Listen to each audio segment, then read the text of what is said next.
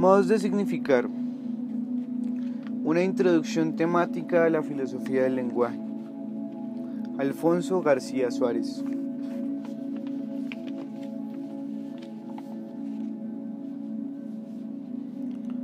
Capítulo 1. Descripciones. 1.1. 4 puzzles de la teoría de la referencia. En Sobre el denotar afirma Russell, una teoría lógica debe ser puesta a prueba por su capacidad para enfrentarse con rompecabezas y ejercitar a nuestra mente en el más amplio repertorio posible de rompecabezas constituye, por lo que hace a la lógica, un procedimiento sumamente recomendable, puesto que aquellos desempeñan, en gran medida, idéntica función que los experimentos en física. Russell presenta a continuación 3 rompecabezas que la teoría de la denotación debería ser capaz de resolver. Russell, 1905. A ellos añadiremos un cuarto, introducido por Frege en Sobre sentido de referencia. 1.1.1. El puzzle de Frege, la paradoja de la identidad. Frege se pregunta cómo puede haber enunciados de identidad que sean verdaderos e informativos. Sea el enunciado 1. Clarín es Leopoldo Alas. Dado que en el enunciado 1, Clarín es Leopoldo Alas, es verdadero, los dos nombres que aparecen en él deben nombrar al mismo individuo. Si la contribución de un nombre al contenido de los enunciados en los que figura es el objeto nombrado, entonces parece que 1. Clarín es Leopoldo Alas solo puede decirnos que un objeto es idéntico consigo mismo, pero 1. Clarín es Leopoldo Alas difiere en valor cognoscitivo de 2. Clarín es Clarín. Mientras que 2. Clarín es Clarín es tautológico. 1. Clarín es Leopoldo Alas es informativo. 1.1.2. Enunciados existenciales singulares. Hay otro problema concerniente a la significatividad de los enunciados existenciales singulares. Tomemos un enunciado afirmativo de este tipo como 1. Mercurio existe. Siempre si el nombre Mercurio se limita a aportar un referente 1. Mercurio existe, será significativo solo si es verdadero. Pues si fuese falso, el nombre carecería de referente y el enunciado sería vacuo. Ahora bien, las tautologías pueden tener la propiedad de ser significativas solo si son verdaderas, pero 1. Mercurio existe no es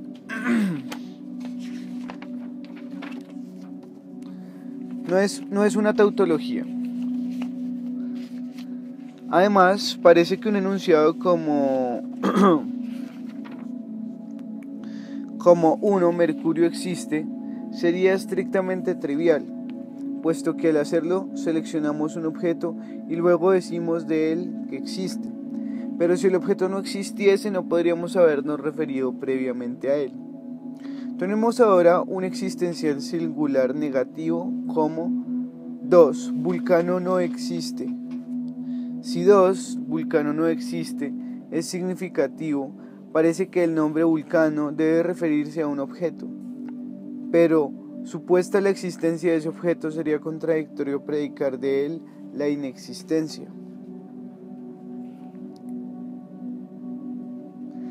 1.1.3. Términos singulares no denotativos. ¿Cómo puede ser significativa una oración que contenga un nombre vacuo? Si el significado de un nombre es su portador, los nombres no denotativos carecerán de significado. Pero si carecen de significado, las oraciones en las que aparecen carecerán también de él. Esto es consecuencia del principio de composicionalidad, según el cual el significado de una expresión compleja es función de los significados de sus componentes y de su ordenación. Ahora bien, encontramos oraciones con nombres no referenciales que no solo son significativas, sino incluso verdaderas, como 2, Vulcano no existe. Russell advierte que las oraciones que contienen términos singulares no referenciales parecen violar la ley de tercio excluso. Consideremos. Primero, el actual rey de Francia es calvo. Parece que 1. El actual rey de Francia es calvo. El actual rey de Francia es calvo. No puede considerarse verdadera, en cuyo caso deberíamos poder decir que 2. El actual rey de Francia no es calvo, es verdadera. Sin embargo, Russell observa, si hacemos una lista con todos los individuos calvos y otra con todos los no calvos, no encontraremos en ninguna de ellas al actual rey de Francia. Russell ironiza, los hegelianos que aman la síntesis probablemente concluirán que lleva peluca. Russell, 1905. 1.1.4 Contextos oblicuos. Este puzzle tiene que ver con la aparente falta de sustituibilidad de términos singulares correferenciales en ciertos contextos llamados oblicuos u opacos. Entre las expresiones que generan estos contextos destacan los verbos de actitud proposicional, sea, por ejemplo, el enunciado verdadero 1. Jorge IV quería saber si Scott era el autor de Waverley. De acuerdo con el principio leibniziano de sustitutividad de los idénticos, deberíamos poder sustituir en 1. Jorge IV quería saber si Scott era el autor de Waverley. El autor de Waverley por Scott. Dado que el enunciado de identidad 2, Scott es el autor de Waverley, es verdadero. Pero esta sustitución arrojaría el enunciado falso 3. Jorge IV quería saber si Scott era Scott.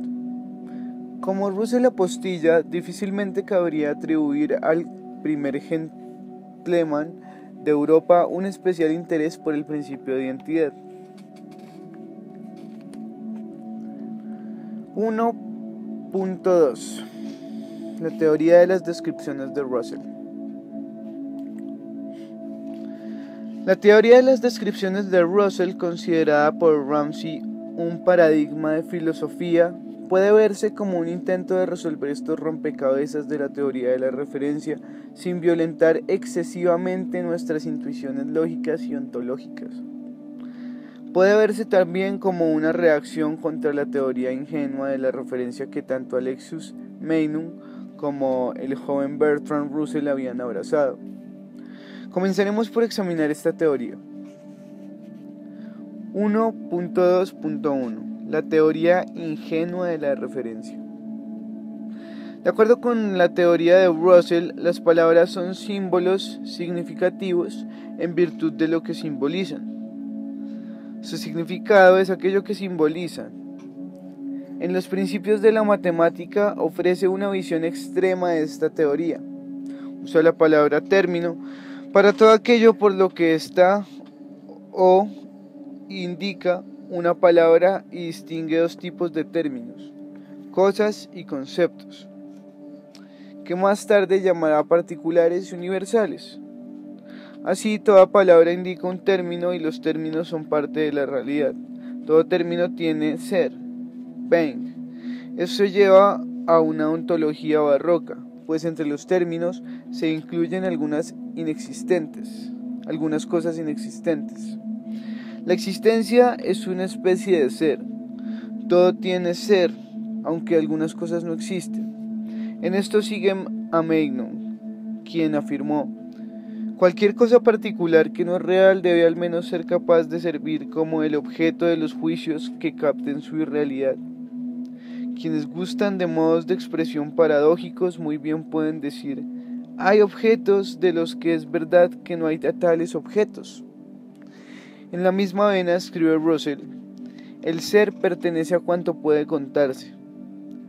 Si A es cualquier término que puede contarse como uno, Es claro que A es algo y por lo tanto A no es. Implica que hay un término A cuyo ser se niega y por lo tanto A es. Así, a no ser que A no es sea un sonido vacío, debe ser falso. Sea lo que fuere, lo que A pueda ser ciertamente es. Los números, los dioses homéricos, las relaciones, las quimeras y los espacios cuatridimensionales tienen todos ser, pues si no fueran entidades de algún género no podríamos hacer proposiciones sobre ellos. Russell, 1903.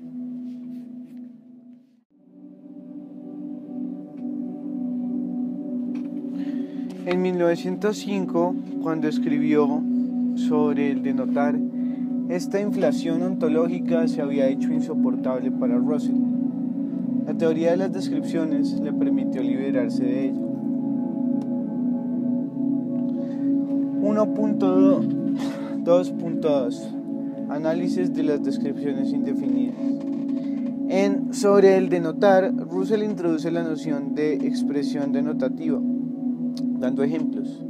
Un hombre, algún hombre, cualquier hombre, todos los hombres, la actual reina de Inglaterra, el actual rey de Francia, el centro de masa del sistema solar en el primer instante del siglo XX, la revolución de la Tierra en torno al Sol, la revolución del Sol en torno a la Tierra.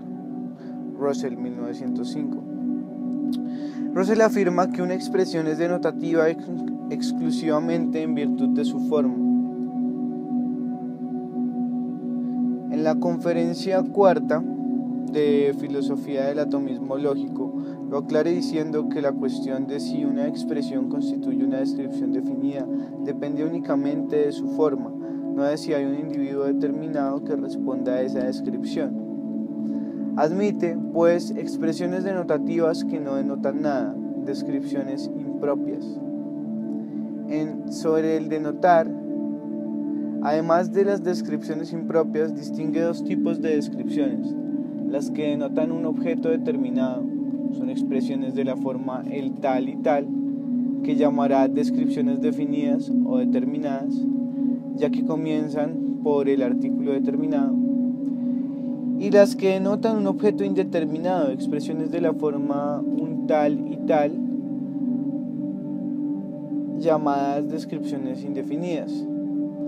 De todos modos, esta forma de introducirlas es desorientadora, puesto que, como veremos, el resultado de su teoría es que las descripciones no son auténticos términos singulares que denoten algo, determinado o indeterminado.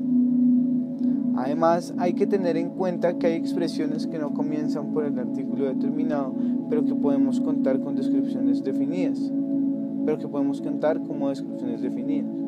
como por ejemplo mi perro o esta mesa.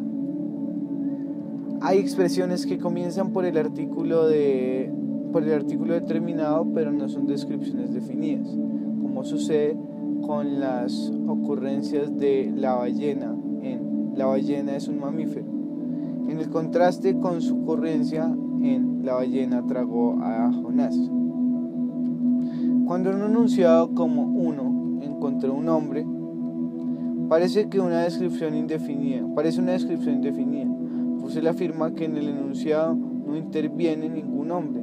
A este respecto contrasta 1, encontré a un hombre, con 2, encontré a Pérez.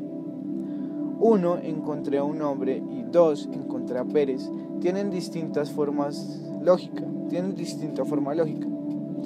2, me encontré a Pérez, nombra una persona real, Pérez.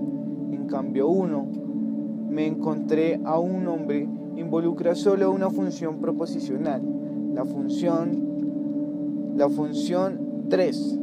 Encontré a X y X es humano. Lo que dice 1, encontré a un hombre, realmente es que esa función es verdadera para al menos un individuo X. Así, en 1, encontré a un hombre, solo interviene un concepto. Esto queda claro cuando solo hay un concepto, como en encontré un unicornio. Según Russell, la carencia del aparato de las funciones proposicionales llevó a Magnon a postular la existencia de objetos irreales, tales como la montaña de oro o el círculo cuadrado. En tales teorías, entre comillas, se retracta Russell, me parece que hay una carencia de sentido de la realidad que debe preservarse incluso en los estudios más abstractos. Russell, 1918. Obedeciendo a ese robusto sentido de la realidad. Russell insiste en que el análisis de la proposición no debe admitirse nada irreal. Para ello niega significación al grupo de símbolos un unicornio. La oración encontré un unicornio es significativa y la palabra unicornio también lo es, pero la descripción indefinida de un unicornio no forma un grupo significativo por separado. De lo contrario, nos veríamos abocados a afirmar que debe haber algo que signifique. Véase ahora cómo era desorientador decir que una descripción denota un objeto.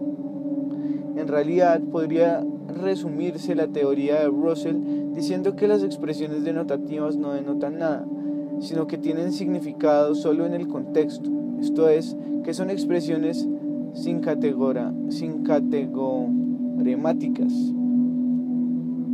Generalizando el análisis de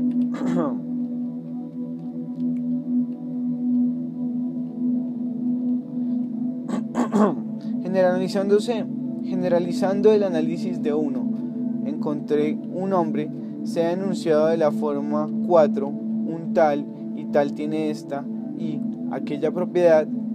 La tesis de Russell es que 4, un tal y tal tiene esta y aquella propiedad no es de la forma sujeto-predicado en f de a, sino de la forma existe un x tal que g de x y f de x, donde g de x representa la propiedad tal y f de x la propiedad esta y aquella.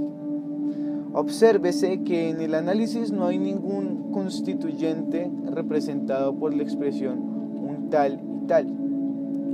Ahora podemos ver cómo una oración como una montaña de oro no existe, puede ser significativa y verdadera sin comprometernos con la existencia o el ser de esa identidad fantástica.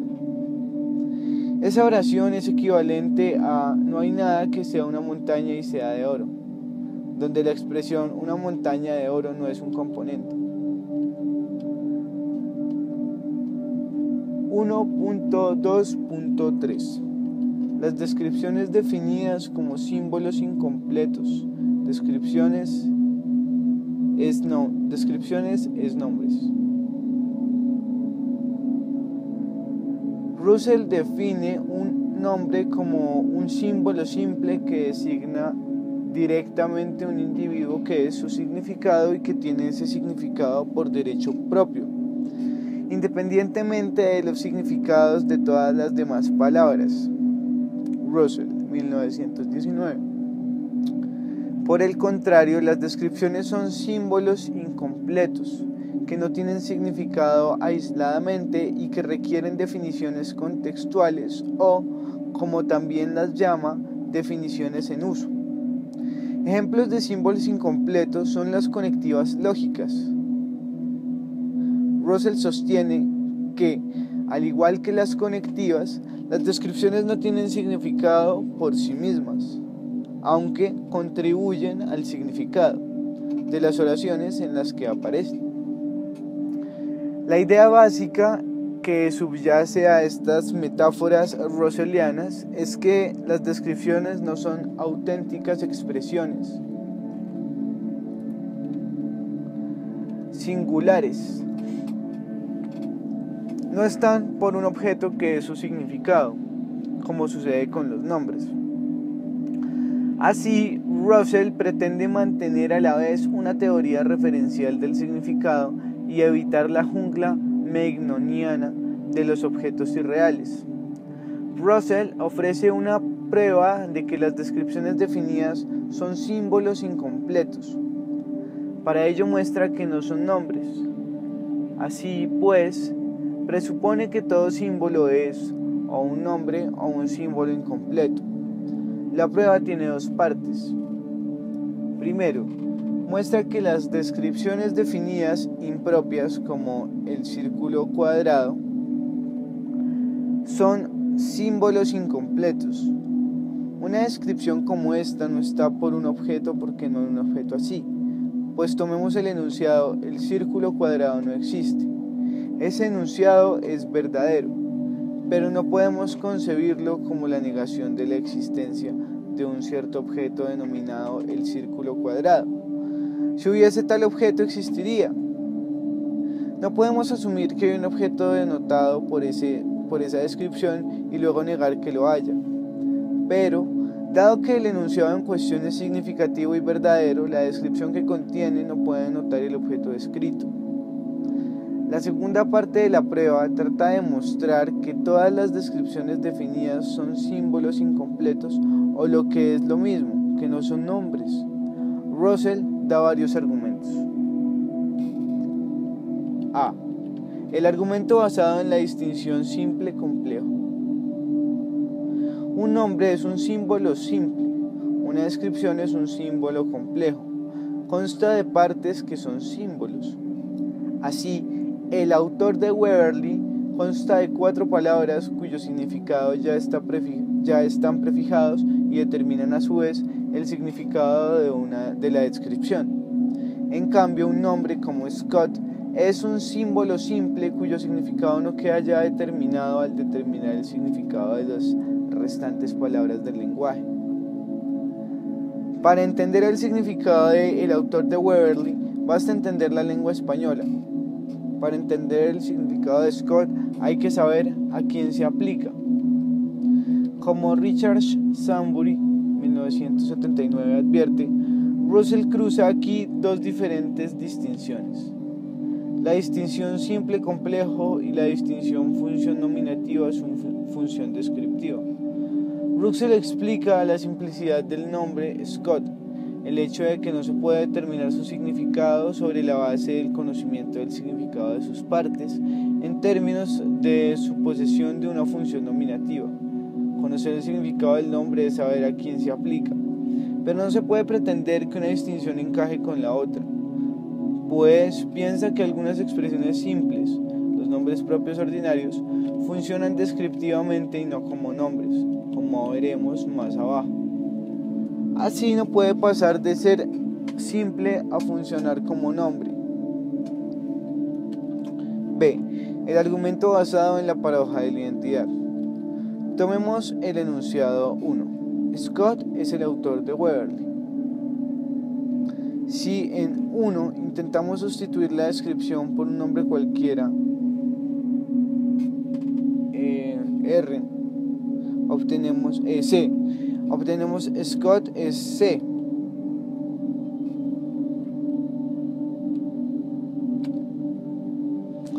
Ahora bien, argumenta Russell, solo hay dos posibilidades: que C sea el nombre de alguien distinto de Scott, en cuyo caso 2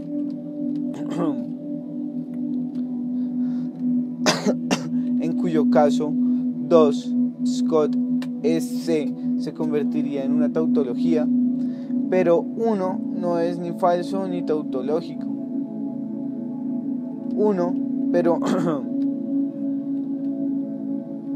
Pero 1, Scott es el autor de Waverly,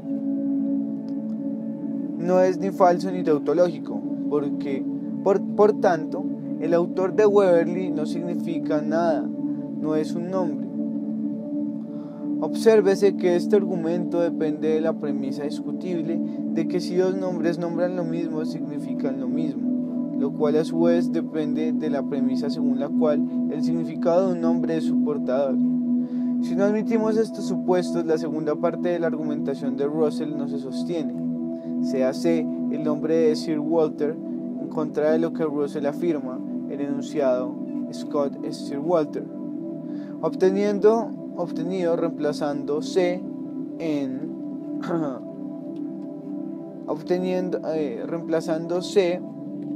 2, Scott es Scott es C por un nombre de Scott. No tiene por qué ser tautológico. C. El argumento basado en las descripciones impropias. Según Russell, no hay nombres vacuos, pero hay descripciones vacuas. La función semántica de un nombre requiere que tenga un portador, pero la función de una descripción deja abierta la cuestión de si tiene o no denotación, pues podemos entender una descripción sin saber si tiene denotación o sin saber cuál es su denotación, pero no podemos entender un nombre sin saber cuál es su referente. La alternativa al punto de vista de que hay descripciones impropias es la posición que le atribuye a Meinong distinguir entre ser y existencia, de modo que podemos decir que algunas cosas que no existen sin embargo tienen ser o subsisten. Pero Russell objeta que esta posición infringe la ley de contradicción, porque comporta, por ejemplo, que el círculo cuadrado es cuadrado y también no cuadrado. La afirmación russelliana de que no hay nombres vacuos violenta nuestras intuiciones semánticas. A primera vista diríamos que Cerbero, el nombre del místico Can que guarda la entrada del Hades, es un nombre vacuo, del mismo modo que lo es la descripción, el perro que guarda la entrada del Hades. Pero Russell arguye que en tal caso tenemos un nombre propio genuino, sin una descripción definida disfrazada, concretamente la que acabamos de mencionar.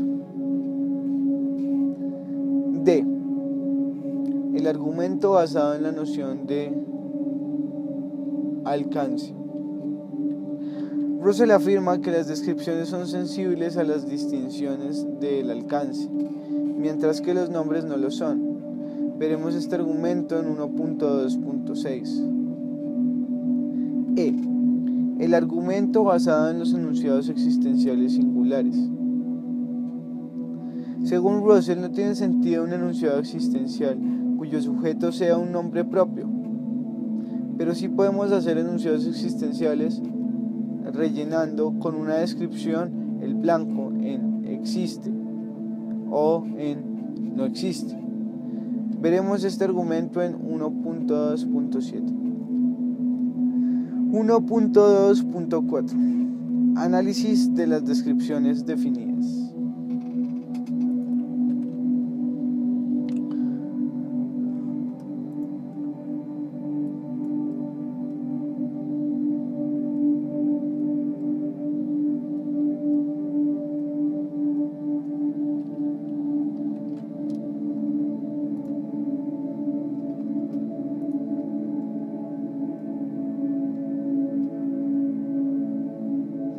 La teoría de las descripciones definidas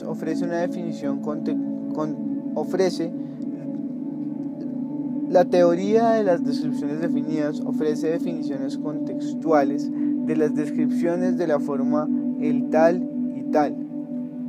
Una descripción definida puede aparecer en un contexto existencial. Cuando consideramos el enunciado "el autor de Waverly existe", según Russell, este enunciado entraña y es entrañado por el siguiente par. Primero, al menos una persona escribió Waverly. Segundo, a lo sumo una persona escribió Waverly. 1. Al menos una persona escribió Waverly establece el requisito de existencia de por lo menos un individuo que satisfaga la propiedad en cuestión. 2. A lo sumo, una persona escribió Waverly establece el requisito de unicidad. Debe tratarse de, a lo sumo, un individuo que satisfaga la propiedad en cuestión. Conjuntamente, 1.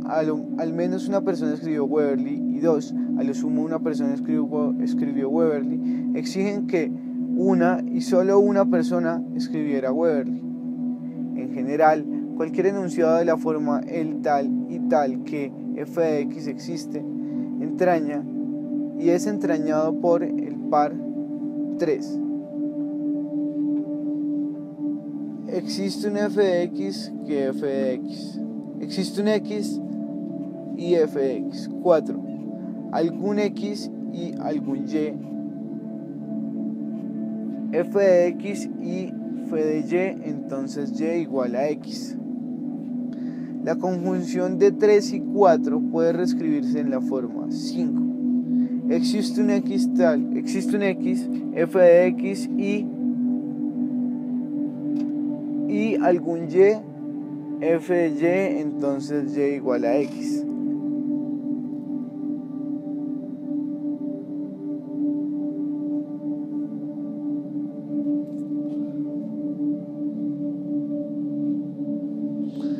Que puede tomarse como definiens canónico de el x tal que f de x existe. A su vez, el enunciado el x tal que f de x no existe es analizado como 6. No existe un x tal que f de x y algún y f de y, entonces y igual a x. Una descripción definida puede aparecer también en un contexto predicativo. Consideremos, el autor de Waverley era un poeta. Según Russell, este enunciado es equivalente a la conjunción de 3 enunciados. Los enunciados 1, al menos una persona escribió Waverley. 2, a lo sumo una persona escribió Waverley. Más el enunciado 7, quien quiera que escribiese Waverley era un poeta. 7, quien quiera que escribiese Waverley era un poeta, establece un requisito adicional, una subsunción, que quien quiera que satisfaga la primera propiedad en la clase de los individuos que satisfacen la segunda propiedad conjuntamente. 1, al menos una persona escribió Waverley. 2, al menos a lo sumo una persona escribió Waverley. Y 3, quien quiera que escribiese Waverley era un poeta, exigen que un único individuo escribiera Waverley y que ese individuo fuera un poeta. En general, cualquier enunciado de la forma el x tal que f de x tiene la propiedad g entraña y es entrañado por el trío formado por 3. Existe una f de x, existe una x f de x. 4. Algún x y algún y, f de x y f de y, entonces y igual a x. Y 8. Algún x, entonces f de x. Algún x, f de x, entonces g de x. La conjunción de 3, 4 y 8 puede reescribirse como 9. Existe un x tal que f de x y algún y, f de y, entonces y igual a x y g de x, que podemos tomar como definiens canónico de el x tal que f de x tiene la propiedad g.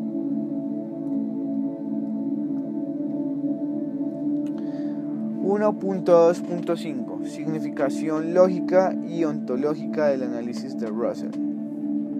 Desde un punto de vista lógico, el análisis de Russell tiene el efecto de asimilar las descripciones definidas a las expresiones cuantificacionales y de sacarlas de la clase de los términos singulares o expresiones referenciales singulares.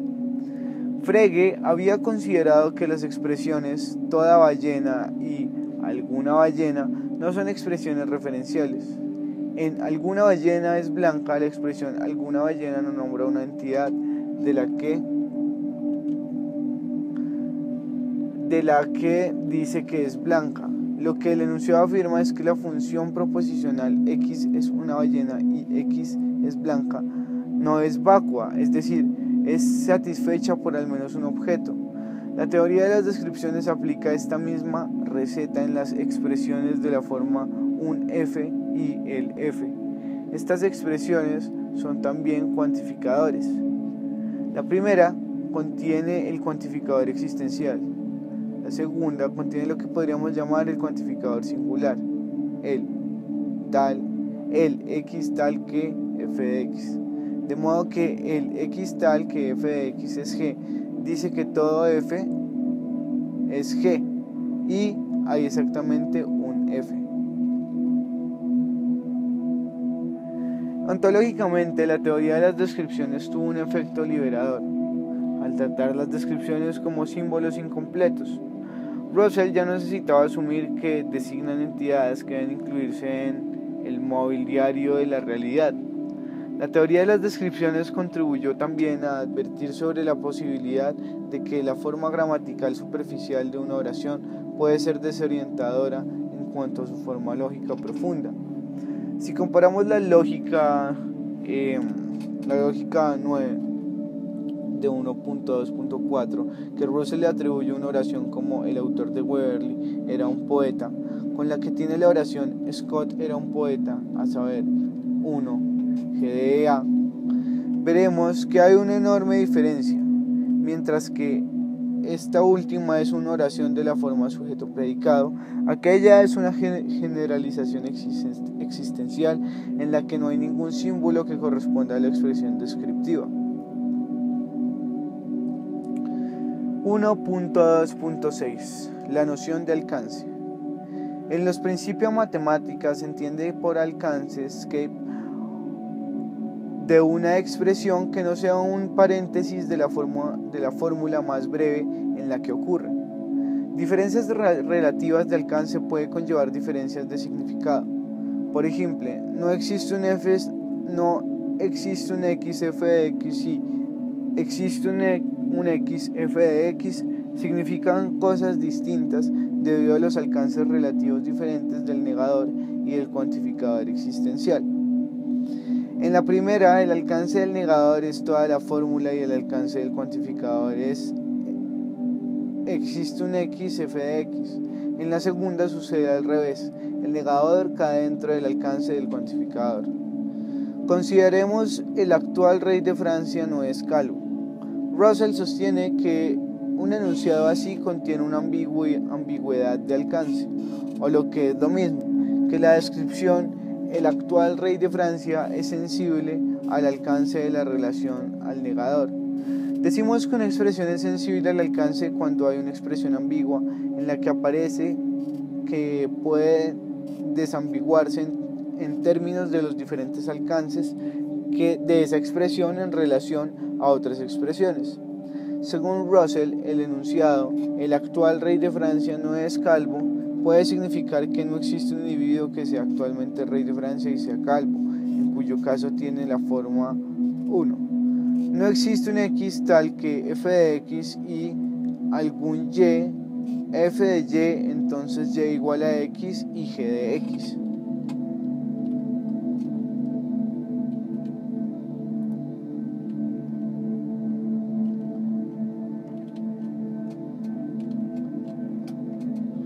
Obsérvese que 1 no entraña el actual rey de Francia existe.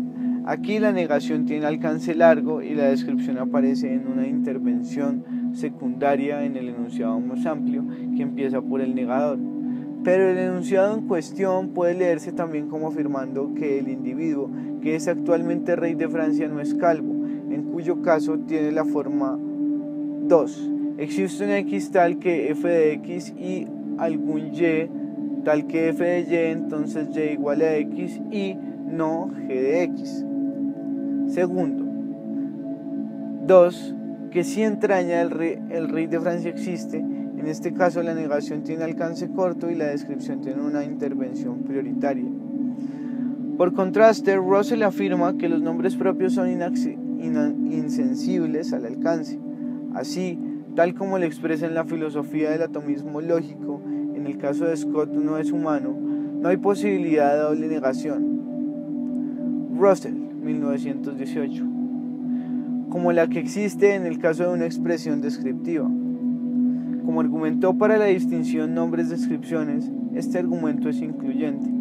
El propio Russell pensó que los nombres propios ordinarios son sensibles al alcance. Cierto es que él consideró esos nombres como falsos nombres, pero esto violenta nuestras intuiciones ordinarias. Resulta más sencillo concluir que la sensibilidad o falta de sensibilidad al alcance no es un rasgo esencial de los nombres.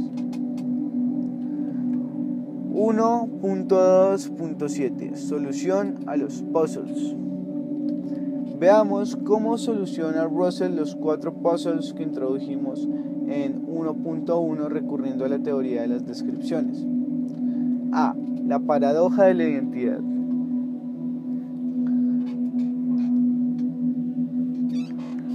Russell arguye que para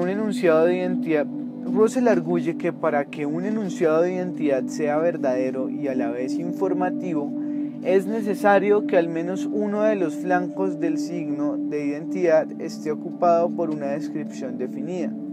Si ambos flancos están ocupados por auténticos nombres propios, el enunciado es solo una tautología.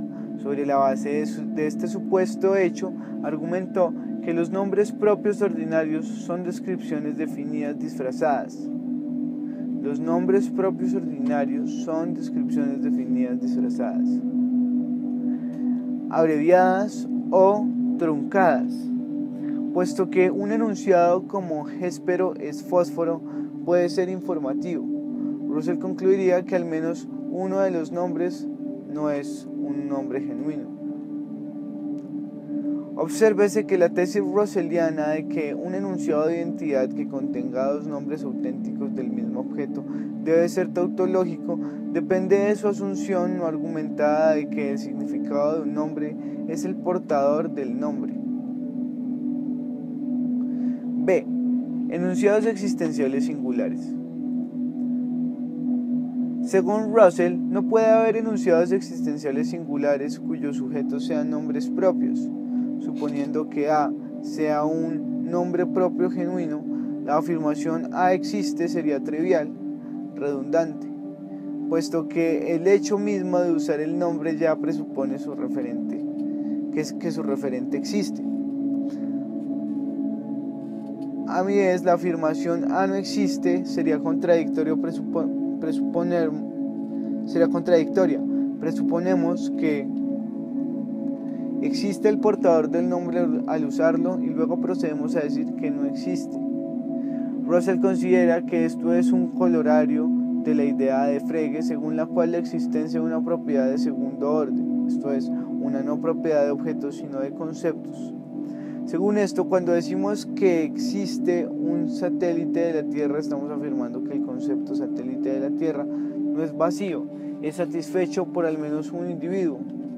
Al igual que sucede en el caso de la solución al puzzle de Frege, Russell argumentó que si tiene sentido decir Rómulo no existió es porque Rómulo no es un nombre propio sino una descripción definida y disfrazada.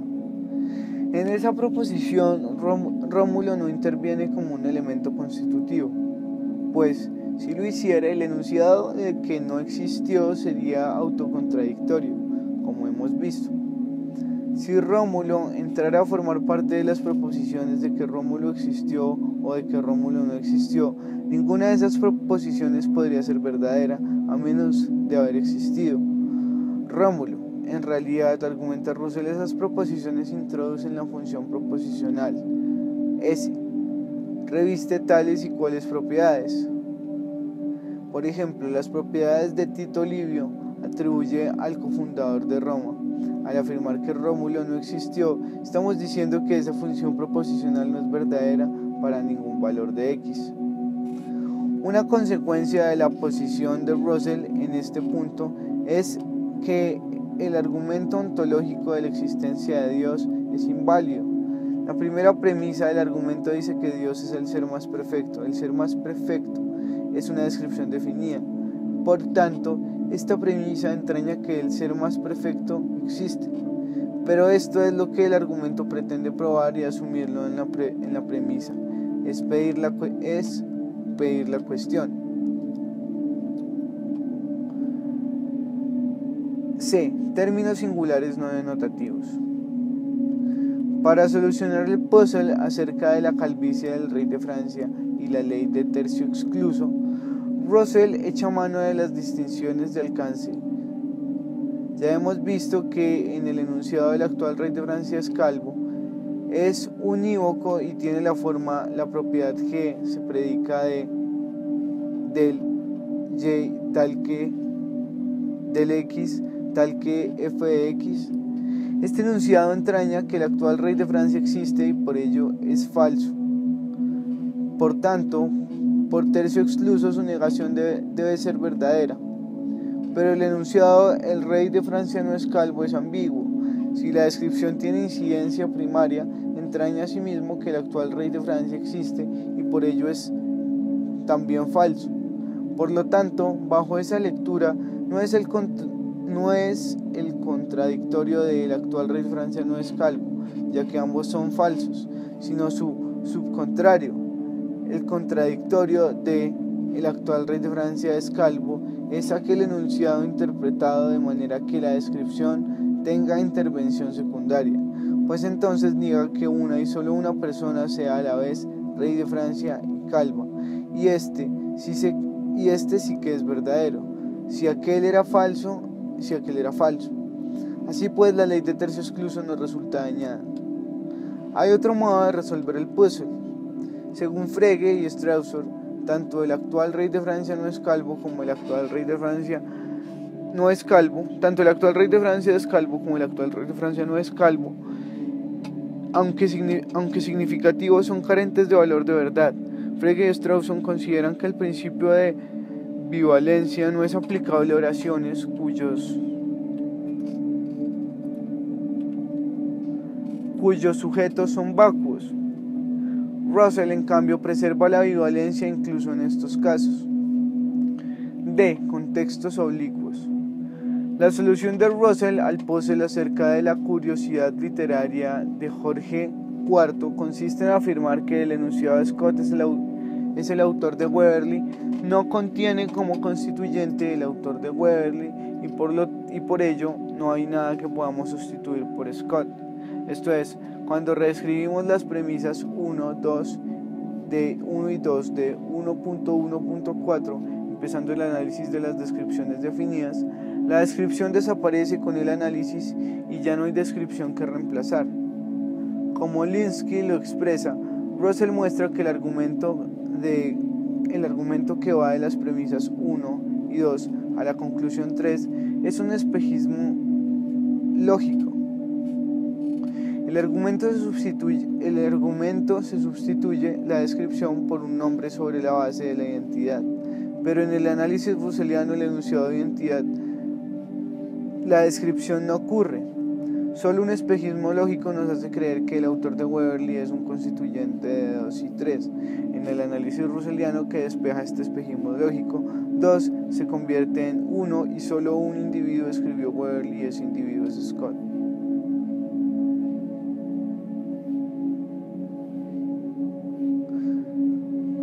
Adviértase que el problema de la falta de substitutividad de expresiones correferenciales en contextos opacos afecta no solo a las descripciones definidas, sino a cualquier término que aparezca en tales contextos.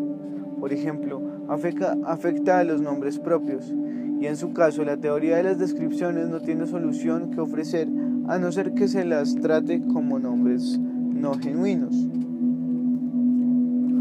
1.2.8 El principio de familiaridad y los nombres localmente propios. Hemos visto que Russell concluye que los nombres ordinarios son en realidad descripciones definidas disfrazadas por dos razones: porque no puede haber enunciados existenciales singulares cuyos sujetos sean nombres propios, y porque, de lo contrario, los enunciados de identidad entre nombres propios tendrían que ser o triviales o falsos. Hay una tercera ruta por la cual Russell llega a la misma conclusión. Esa ruta discurre a través del principio de familiaridad. A partir sobre el denotar, Russell distingue dos tipos de conocimiento de cosas. En cuanto distinto al conocimiento de verdades, el conocimiento por familiaridad y el conocimiento por descripción. El conocimiento del primer tipo es directo e inmediato, obtenido sin el intermediario del proceso alguno de inferencia o de conocimiento alguno de verdades. Se trata de una relación cognitiva directa con un objeto por la que tenemos percepción directa del objeto mismo. Russell emplea el término familiaridad en un sentido técnico, pues considera que no conocemos por familiaridad las personas y los objetos físicos ordinarios. Tenemos conocimientos directos solamente de ciertos particulares como nuestros datos sensoriales y de ciertos universales como la rojez, que tienen ejemplificaciones particulares con las que estamos familiarizados y sobre cuya base abstraemos el universal. Al no depender de inferencia ninguna, el conocimiento así obtenido es indubitable, no está sujeto a error. En cambio, el conocimiento por descripción siempre involucra algún conocimiento de verdades como su fuente y fundamento. En este caso no se trata de una relación cognitiva directa con el objeto, sino que conocemos el objeto como el tal y tal, y esto es como el único objeto que satisface una cierta función proposicional. Russell cree que el conocimiento de las cosas ordinarias es por descripción. Una mesa, por ejemplo, es el objeto físico que causa tales y tales datos sensoriales. En los problemas de la filosofía formula así el principio de familiaridad. Toda proposición que podamos entender debe componerse totalmente de constituyentes con los que estemos familiarizados. Esto significa que en el último análisis toda proposición inteligible debe ser analizable en términos de proposiciones cuyos componentes tengan un significado que podamos captar por familiaridad. Del principio se desprende que la existencia de los portadores de los nombres propios ordinarios está sometida a duda y solo tenemos garantía epistémica acerca de los objetos de conocimiento directo. Si a esto añadimos la teoría referencial del significado de los nombres, según la cual el significado de un nombre es su portador, se sigue que los nombres propios ordinarios no son auténticos nombres y que los únicos nombres lógicamente propios deben designar objetos de conocimiento directo. Los nombres propios ordinarios no son nombres propios genuinos porque los objetos que parecen denotar no son particulares simples, sino entidades complejas, complicados sistemas de clases o series, y no son conocidos sino por descripción. Los nombres lógicamente propios son signos puramente demostrativos, carentes de todo contenido descriptivo o connotación, y se caracterizan porque su significatividad garantiza la existencia del objeto denotado. Y puesto que los únicos particulares garantizados epistémicamente son aquellos que nos son dados inmediatamente en la experiencia, solo los signos que se refieran a nuestros datos sensoriales privados contarán como genuinos nombres propios. Esto reduce la categoría de esas expresiones a los demostrativos esto, eso y aquello, pero solo cuando se usan para referirse a nuestros datos sensoriales actuales. Si se refieren a este trozo de tiza en cuanto a objeto físico, ya no estarán usando esto como un nombre propio, solo cuando usen esto refiriéndose al objeto inmediatamente presente a sus sentidos funcionará de hecho aquel vocablo como un nombre propio. El conocimiento del trozo de tiza es conocimiento por descripción. Solo los datos sensoriales que percibimos están enteramente garantizados desde un punto de vista epistémico. Cabría decir que para Russell las apariencias no engañan, de ahí que esto solo funciona como nombre auténtico cuando se refiere a los datos sensoriales presentes.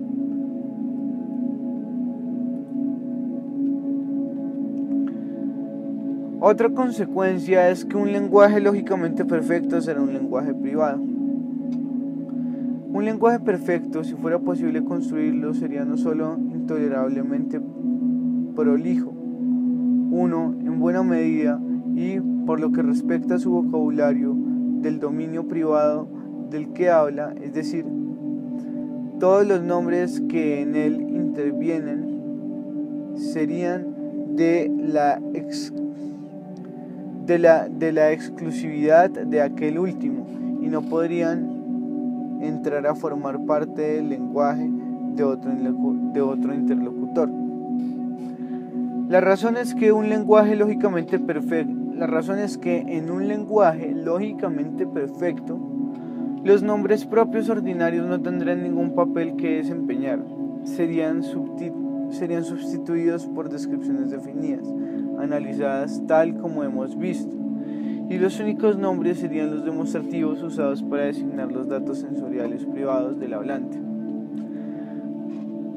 Hay una tercera consecuencia que Russell extrae. A primera vista diríamos que la comunicación interpersonal es posible en la medida en que usemos las palabras para significar las mismas cosas.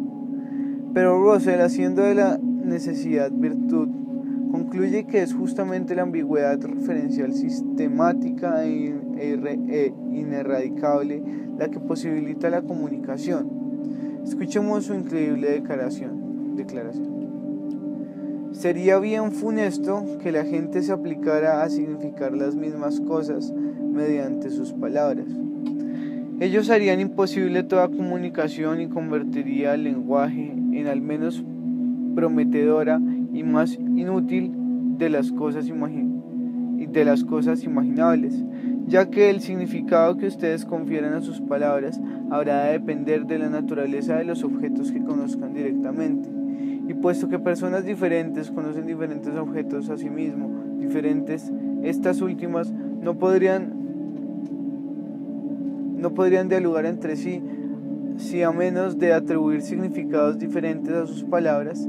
De lo contrario, nos veríamos constreñidos a hablar de lógica, el resultado no del todo indeseable.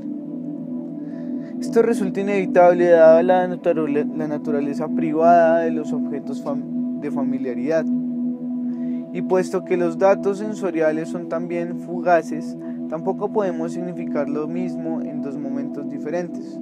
Los nombres cambian de significado en cada ocasión de su uso. Además, se trata de un tipo de comunicación en la que solo tenemos garantía de comunicarnos con nosotros mismos. Solo si hablo para mí mismo y designo las cosas de las que me apercibo directamente mediante nombres propios, tengo garantía de no equivocarme.